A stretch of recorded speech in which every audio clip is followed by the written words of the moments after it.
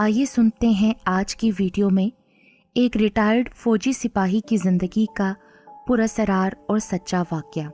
मेरी मुलाकात लाहौर से रावलपिंडी बजरिया ट्रेन के सफ़र के दौरान रिटायर्ड फौजी सिपाही शमशाद हैदर से हुई थी।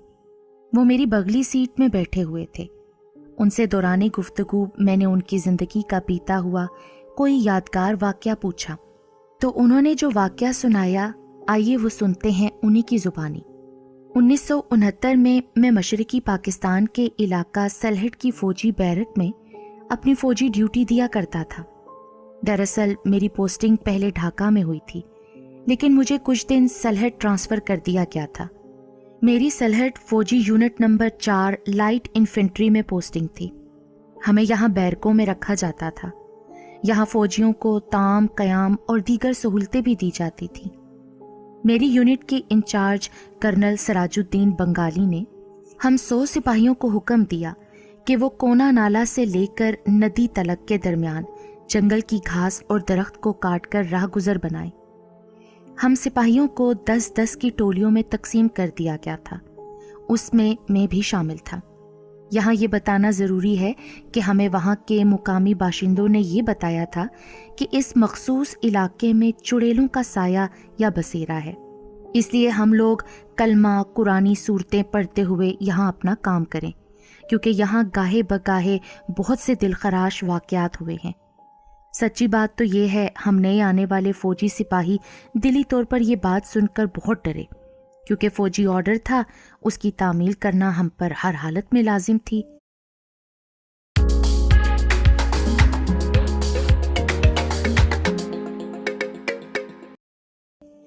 बहरहाल हम तकरीबन सिपाहियों ने कोना नाला से नदी के दरमियान का जंगल काटना शुरू कर दिया।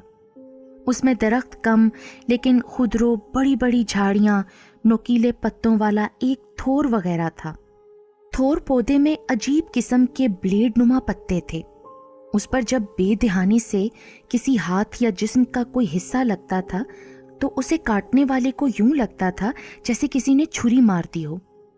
हमारी टुकड़ी, जिसमें 12 सिपाही थे, हम लोग कोना नाला के मज़कूरा इलाके में छोटी दरमियानी बुलंद झाड़ियाँ काट रहे थे। मेरे एक साथी सिपाही गुलाम कैसर, जिससे मेरी अच्छी खासी दोस्ती भी थी, उसने मुझे कहा कि शमशाद, मुझे ऐसा लग रहा है जैसे कि यहाँ कोई और भी है। मैंने उससे पूछा कि ये तुम किस बुनियाद पर कह रहे हो? उसने मुझे सामने बड़े दरख्त की तरफ इशारा करते हुए कहा कि दरख्त को तुम ज़रा गौर से देखो, वहाँ तुम्हें कुछ महसूस हो रहा है क्या? मैंने जब बगौर उस दरख्त को देखा तो वाकई मुझे भी ये महसूस हुआ कि किसी लंबी सी औरत का उस पर साया हो, और जैसे उस औरत के बाल भी खुले हुए हों, लेकिन वो सिर्फ साया था। फिर यूं हुआ कि वो साया 2 औरतों की शबीह इख्तियार कर गया, यानी पहले से मौजूद साये के साथ एक और औरत जैसे बैठ गई हो। मैं तो बहुत घबरा गया। मैंने वहां से अपनी पोजीशन तब्दील की और गुलाम कैसर को कहा कि तुम भी सामने आकर झाड़ियां काटो। हमारे पीछे वाली टुकड़ी अपना काम करती हुई आ रही थी। हम ज़रा आगे थे, तकरीबन 30 फुट, लेकिन पीछे आने वाली टुकड़ी वाले सिपाही जब उस जगह पहुंचे जहां हम पहले खड़े थे, तो उनमें से एक बंगाली सिपाही ने हाजाते ज़रूरिया के तहत उस दरख्त के नीचे रफ़ाए हाजत की, जहां हमने 2 औरतों के साए देखे थे। वो सिपाही धड़ाम से ज़मीन पर गिरा और उसके मुंह से खून की फुहार निकलनी शुरू हो गई। उसने दरख्त की जानिब अपनी उंगली करते हुए कहा, वो, और फिर मजीद कोई वो और बात नहीं कर पाया। अरे क्या हुआ रफीशा, बोलो तो सही, क्या कह रहे हो? वहां खड़े उसके इंचार्ज ने पूछा, लेकिन उसने उसका कोई जवाब ना दिया, हालांकि वो कुछ अपनी जुबान से कहना चाहता था। वो बेचारा अजीब सी आवाज़ों के साथ दर्दनाक तड़प तड़प कर अचानक मौत का शिकार हुआ। उसके बाद यूनिट इंचार्ज कर्नल सराजुद्दीन ने हमें हुक्म दिया कि फौरी तौर पर इस दरख्त और इसके साथ 3 दरख्तों को काट दो। मेरे एक साथी ने जब नई दरख्त काटने की आरी मुतल्लका दरख्त पर रखी तो दरख्त में इस तरह इर्ताश पैदा हुआ जैसे कि वो लकड़ी का कोई जिंदा जिस्म हो। उस दरख्त के अंदर से अजीबो गरीब बिल्कुल उस तरह की आवाजें आईं जैसे कोई मरीज चिल्ला रहा हो। दरख्त पर आरी चलाने वाला सिपाही उस चीख से इतना बौखलाया कि उसके हाथ से आरी छूटकर सीधी उसके बाजू पर लगी। उस बेचारे की तो जान सी निकल गई। उधर दरख्त की छाल से सुर्खी माइल मादा सा निकलने लगा और मस्कूरा दरख्त बुरी तरह कपकपाने लगा। इसके साथ साथ हम सिपाहियों ने खुद ये मंजर देखा कि उस दरख्त में से एक बुढ़िया सी औरत का साया उछलकर सामने वाले दरख्त पर चढ़ गया। मैंने तो खैर साया देखा था, लेकिन कुछ सिपाहियों का ख्याल था कि वो बाकायदा किसी बदसूरत क्रिया बुढ़िया औरत की मुकम्मल शक्ल थी।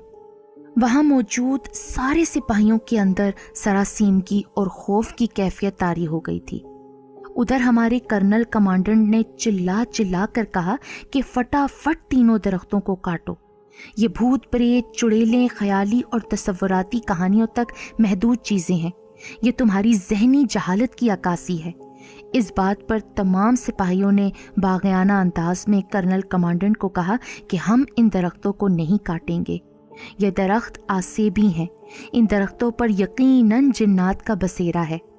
नहीं काटोगे तो इसका मतलब ये होगा कि तुमने फौजी हुक्म की हुक्म अतूली की है। मैं तुम्हें आखिरी वार्निंग देता हूँ, तुम मेरा हुक्म मानो।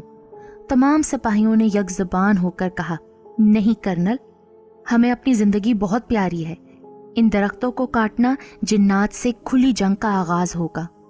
कर्नल कमांडेंट ने हम सिपाहियों को दबाने डराने की बहुत कोशिश की कि हम लोग उन तीनों दरख्तों को काट दें। उसने वायरलेस के जरिए ब्रिगेडियर कमांडेंट सज्जाद हैदर को कहा कि वो मौके पर आकर बागी सिपाहियों को समझाएं।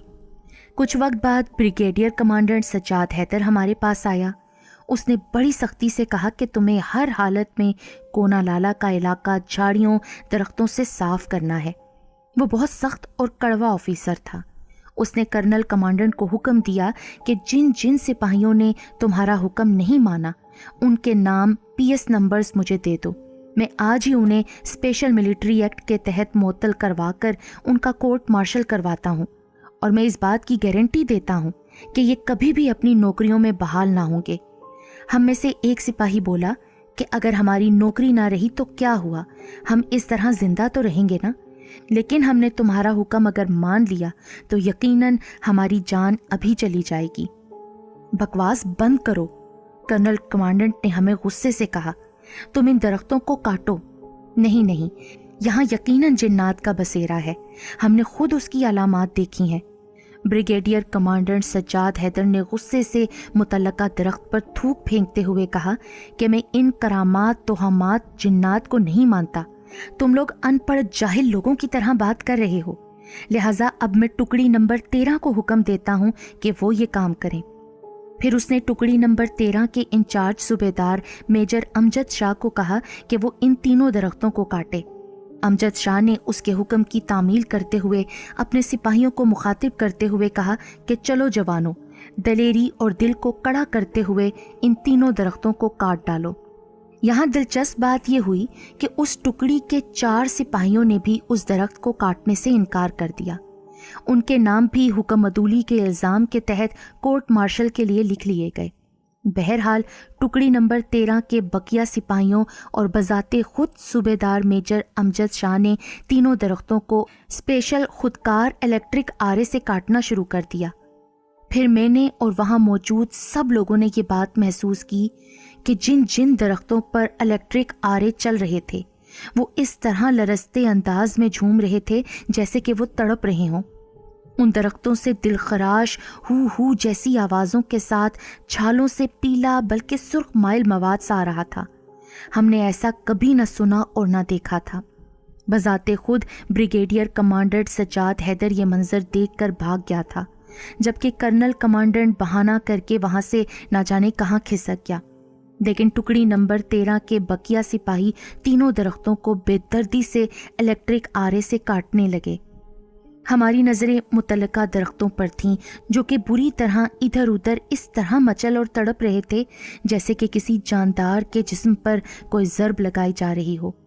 उन तीनों दरख्तों के अंदर से दिल को चीर देने वाली چیخیں اور آوازیں ہمارے کانوں کے پردے پھاڑنے لگیں۔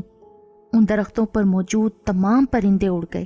حالانکہ ہم لوگ سخت بدن مشکلات سہنے والے فوجی تھے، لیکن اس کے باوجود ہم لوگ خود دہل کر رہ گئے۔ ادھر ٹکڑی نمبر 13 کا صوبیدار میجر باروب انداز میں چلاتا رہا، جلدی کرو، جلدی سے کاٹو۔ اس دوران یہ ہوا کہ وہاں اچانک پہلے ہلکی پھر شدید جھکڑ نما آندھی چلنے لگی۔ اس کیفیت سے ہمارے دل مزید ڈولنے لگے۔ اب ٹکڑی نمبر 13 کے جو سپاہی درختوں پر الیکٹرک آرا چلا رہے تھے وہ بھی بھاگ گئے کہ اس دوران وہاں موجود ہم سپاہیوں نے بھاگ کر ایک چھوٹی سی پہاڑی کی آڑ لے لی۔ آندھی رفتہ رفتہ کم ہونے کے بجائے شدید تیز ہواؤں کے جھکڑ میں تبدیل ہو گئی۔ دوسرا درخت جو درمیان میں تھا وہ دھڑام سے زمین پر آ گرا۔ اس کے تلے ٹکڑی نمبر 13 کے 3 سپاہی آ کر کچل گئے کیونکہ درخت بہت بڑا تھا، جبکہ ہماری جانب یہ ہوا کہ ہماری ٹکڑی کے 2 سپاہی نہ جانے کیوں آپس میں الجھ گئے۔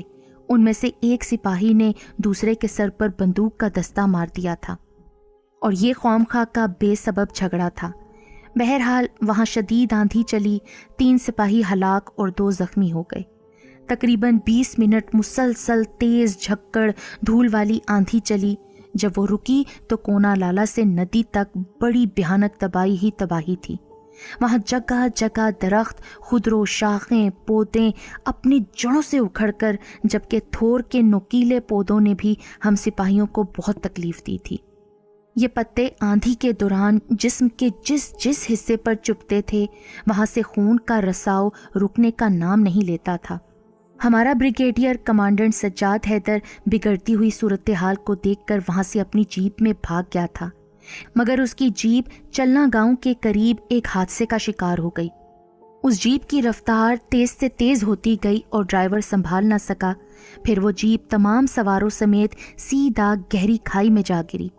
بعد میں جب ہم فوجیوں کے ساتھ ہونے والا یہ حادثہ مشہور ہوا تو سب سمجھ گئے کہ واقعی کونا لالا کے ارد گرد کے علاقے میں چڑیلوں اور جنات کا بسیرا ہے، تو حکومت نے اس جگہ فوجیوں کے لیے راستہ بنانے کا پروگرام ختم کر دیا۔ تھوڑے عرصے بعد میں نے مقامی لوگوں کی زبانی یہ بھی سنا تھا کہ وہ تینوں درخت جنہیں فوجیوں نے کاٹنے کی کوشش کی تھی، اور ان میں سے درمیان والا درخت جو گرا تھا، اب نہ جانے کیسے پراسرار طور پر وہ درخت سیدھے نارمل پوزیشن میں دوبارہ سے کھڑے ہو گئے تھے۔